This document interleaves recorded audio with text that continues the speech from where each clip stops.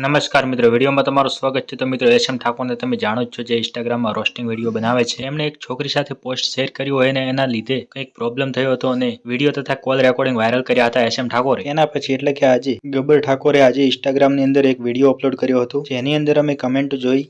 એમાં એક ભાઈએ લખ્યું કે આ વાત એસએમ ઠાકોર ઉપર જાય છે। બીજા ભાઈએ લખ્યું કે આ વિડીયોની કહાની એસએમ માટેની છે। પછી મેં એક વધુ કમેન્ટ જોઈ તો એમાં લખ્યું હતું, મને તો એવું લાગે છે આ વિડીયો એસએમ માટે બનાવ્યો છે।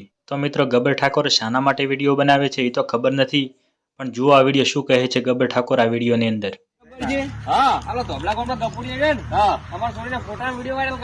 વિડીયો વાયરલ કર્યા છે એમાં શું ચિંતા કરો છો? કાયદો છે ને જોરદાર, બેટી પઢાઓ બેટી બચાવો, ગુનો દાખલ કરો, સીધો દૂર થઈ જાય। બીક લાગે છે? શેની બીક લાગે? આબરૂની બીક લાગે છે। તો છોડીને તમે સમજાવો કે જે માએ જન્મ આલ્યો છે ને એ માને હીરો ગફુરો કાયમ ગાલ્યો ખવડાવે છે, તો તમારે છોડીની શું રક્ષા કરશે? પણ છોડી બીવાય ફોટા વિડીયો વાયરલ કરે, 5 જણા વચ્ચે તમને 4 થાપો છોડી અને પછી માફી માંગીને ઉભો રહે, તો એનો શું મતલબ? કોઈ નહીં। અને આવા રાક્ષસોને છોડાય જ નહીં। હા, તમે એક વખત જાતું કરશો ને તો એ આખી જિંદગી તમને હેરાન કરશે। કઈ ન ખાય તમાર છોડી હોત, તમારી બૂન હોત તો તમે શું કરો? સપોર્ટ કરો છો? આવા રાક્ષસો છોડો નહીં।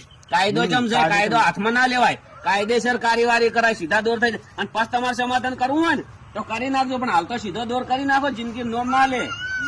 સમાધાન તો નહીં કરવું, કેમ કે આખી જિંદગી છે ને આરે હેરાન કરશે, એને ઇજ્જત મર્યાદા અને ગફુરાને કોઈ પડી નહીં।